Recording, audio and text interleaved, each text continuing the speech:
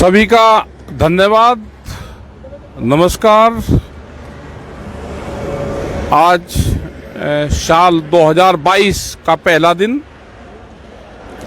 क्योंकि 2021 बड़ा संघर्ष का रहा किसानों के लिए, मजदूरों के लिए, देश के आदिवासियों के लिए। कोरोना बीमारी बहुत से 2021 में बहुत से चीजें झेल ली। बड़ा लंबा आंदोलन 1 साल का, कुछ चीजें हुई क्योंकि देश ने बहुत सी घटनाएं देखी, संघर्ष भी किया और कुछ उसमें सफलता भी मिली। आज 2022 का पहला दिन, तो सबके लिए पहले धन्यवाद। सबके लिए नया वर्ष मंगलमय हो, उनको उनके कारोबार में तरक्की हो, उनके जो भी वो बिजनेस कर रहे हैं। खेती किसानी वाले को अच्छी फसल हो, उसके अच्छी पैदावार उसको मिले, उसके दाम मिले, बीमारी से भी बचे। तो ये समस्त भारतीय किसान यूनियन की तरफ से सभी को नववर्ष मंगलमय हो। और आने वाले टाइम पे भारत सरकार से यह अपील है कि जो समझौता हुआ है उस समझौते पे भारत सरकार काम करे, जो फैसले हुए हैं उस पे फैसले पे काम करें। एमएसपी का एक बड़ा सवाल है, उस पे काम करें, उसकी कमेटियां बनाएं। और 2022 में प्रधानमंत्री ने कहा है कि 2022 में आमदनी दुगनी होगी, तो कल से दूसरा दिन है, उस तरफ भी जरूर ध्यान दें प्रधानमंत्री जी के। बहुत दिन पहले कहा कि आमदनी दुगनी होगी। आमदनी दुगनी का पहली सीढ़ी एमएसपी से जाएगी। जो बिहार का किसान 800 रुपये में धान बेचता है, उड़ीसा का किसान 800 रुपये में, जो आदिवासी हैं भुवनेश्वर के पास में उन आदिवासियों के गांव में गए 800 रुपये धान बेचता है, उन पे भी काम करने की जरूरत है। जो सड़क के नजदीक के गांव हैं वे 1200 रुपये तक बेचते हैं। फसलों के रेट आते हैं तो आमदनी कैसे बढ़ेगी? तो इन सब चीजों पे ध्यान दें। जो कमेटी बनाई बनेगी, उस कमेटी को बना के काम करें। और ये लोग आएंगे जरूर आपके बीच में, जो सरकार के लोग हैं, इनसे आमदनी दुगनी कैसे होगी उसका फार्मूला जरूर पूछें। दूध की पॉलिसी, ऑस्ट्रेलिया से दूध आके यहां पे आएगा क्या? देश के पशुधन को खत्म करने का एक षड्यंत्र है। देश का पशुधन खाली दूध नहीं देता, वो खेत की मिट्टी को ठीक करने के लिए फर्टिलाइजर भी देता है।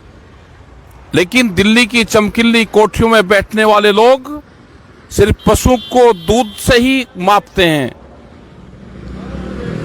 वे जो कई कई मंजिल चिकनी कोठियों में बैठने वाले लोग, उनको ये नहीं पता कि पशु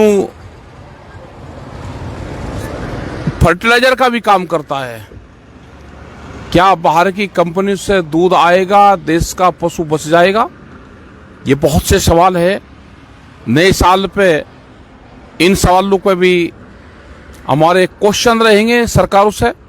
हमने बार बार कहा कि किसान अपने खेत में बेईमानी नहीं करता, वो देश को अन्न देता है। कोरोना काल में भी उसने अन्न दिया, लेकिन दिल्ली की कलम बेईमानी करती है जब उसको भाव देना होता है। ये सब पता है। आज देश का जो नौजवान है, यूथ है, बेरोजगार होता जा रहा है। उनकी कोई नौकरी कर रहा था तो नौकरी छूट रही है, उसको रोजगार चाहिए। ये सारे सवाल है। बच्चों की पढ़ाई छूट रही है, बच्चों को एजुकेशन चाहिए, नौजवान को रोजगार चाहिए। देश में अनाज हम पैदा कर रहे हैं, उसका भाव चाहिए। ये जिम्मेदारी भारत सरकार की है, स्टेट गवर्नमेंट की है। हमको सब हम जानते हैं।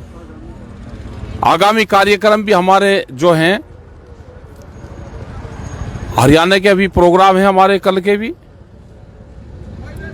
3, 4, 5 तारीख तक हम उत्तर प्रदेश और हरियाणा में रहेंगे और हमारे 8 तारीख से 8, 9, 10, 11 तक बिहार में हम रहेंगे, वहाँ के प्रोग्राम है।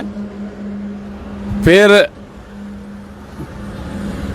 16, 17, 18 इलाहाबाद के प्रोग्राम रहेंगे और उसके बाद में 21, 22, 23 राजस्थान के प्रोग्राम रहेंगे। ये प्रोग्राम अभी हमारे हैं। इसी बीच में कुछ और भी खाली दिन रहेंगे तो उसमें भी प्रोग्राम करते रहेंगे। ये देश के किसानों की ट्रेनिंग हुई है 13 महीने की। अपना तैयारी, सब तरह से अपनी तैयारी रखना, जो भी चीज़ बताएंगे उस पर तैयार रहना। SKM की 15 तारीख की मीटिंग है, आगे के फैसले उसमें ही हम बताएंगे। अपने जैसे ट्रैक्टर है पहले ही दिन, क्योंकि ट्रैक्टर ही इस आंदोलन को जो मजबूती दिलवाई है उस ट्रैक्टर ने दिलवाई। तो ट्रैक्टर खेत में भी चलता है, ट्रैक्टर सड़क पर भी चलता है। 10 साल पुराना ट्रैक्टर किसान कहाँ लेकर जाएगा, उस पर भी हमको ध्यान रखना है। ये बहुत सी पॉलिसी सरकारों की है, तो हम उस पर पूर्ण रूप से ध्यान रखेंगे। और देश का नौजवान जो सरहदों पे है वो टैंक चलाएगा, देश का किसान ट्रैक्टर चलाएगा और देश का नौजवान ट्यूटर चलाएगा। ये ट्रिपल टी ही देश के काम आएगी। सबका धन्यवाद। जय हिंद, जय भारत।